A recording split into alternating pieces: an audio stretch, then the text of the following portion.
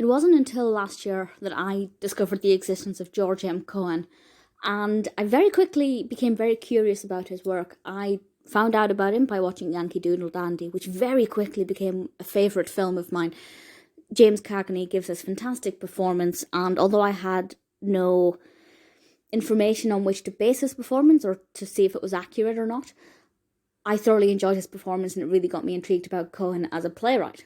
And after watching it, I went in search of some biographies, maybe even an autobiography, and I really struggled to find anything. There wasn't very much, but I did find George M. Cohan, The Man Who Owned Broadway by John McCabe. This was published in the 70s, I believe, 1973. So, on the one hand, it's a little outdated, but on the other hand, Cohan was already dead when this was written, so it's not like we could have anything new.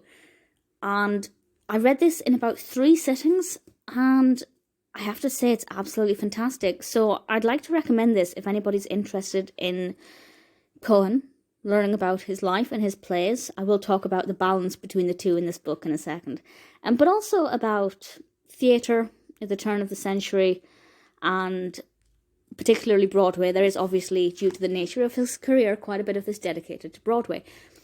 So what I love about this, as I said, is the balance between the two. I'd say the first half of the book, it is chronological, and it takes us through his life with the four Cohens, where he performed from a very, very young age with his parents and his sister, and the journey that took. So he was born in 1878, and it takes us through the end of the 19th century and him growing into a young boy, or I guess a young man, and finding his feet and learning about what he wants to achieve in life. And I feel like the portrayal in Yankee Doodle Dandy set me up for the kind of personality we were getting here. He was very cheeky, very demanding, but also very affectionate with his family. And it takes us through from that through to his first attempts at trying to produce his own plays, his early script writing, his early music, and then, of course, on to when he finally had Broadway success and became, a mogul of performance. And then, obviously, it takes us right through to his end. And the balance is brilliant because roughly the first half, give or take, focuses more on Cohan as a person, his personality, his acquaintances, how he responded to different situations, to different people, the way in which he worked as a director, how he worked as a writer. And then, towards the end, it focuses a lot more on dissecting some of his most notable works. There's a lot of time spent looking at a play called The Tavern, which I hadn't heard of, and if I can find it somewhere online, if there's a film version of it or anything, I'd quite like to have a look at it. But there are about 2 or 3 chapters dedicated to The Tavern. They weren't that interesting because I've never seen it. But certainly, this is great for both aspects. On the one hand, you get a great biography about Cohan, and I feel like I really understand the man a lot more now. It's almost like a brilliant accompaniment to Yankee Doodle Dandy. So if you've seen the film, I definitely recommend reading this book, and of course, vice versa. And if you're interested in studying his plays, there is a good level of analysis. So it's giving you the best of both worlds. We also have some photographs in here as well, just black and white prints of, him right through, really, from a young boy to getting some of his accolades in his older years.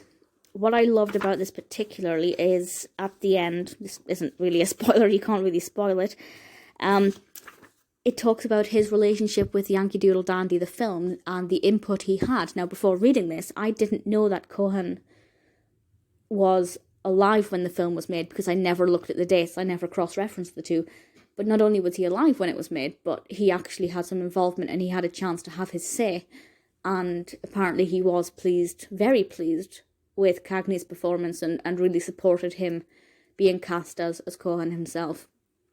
So if you've seen the film, this is a great companion book. Obviously it was never written as a companion book as such, but definitely the two go so well together. A lot of what's mentioned in here, a lot of the focus you really see in the film, and obviously vice versa. If you haven't seen the film and you don't know anything about him, this book is also a really fantastic place to start.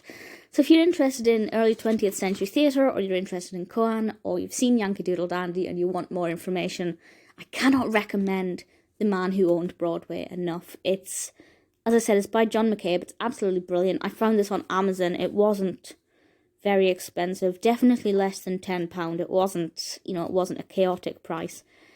I do think it's odd that I couldn't really find many more. Maybe in the States there'll be more. I did obviously look on eBay and Abe Books and things, but it's not an abundance of texts.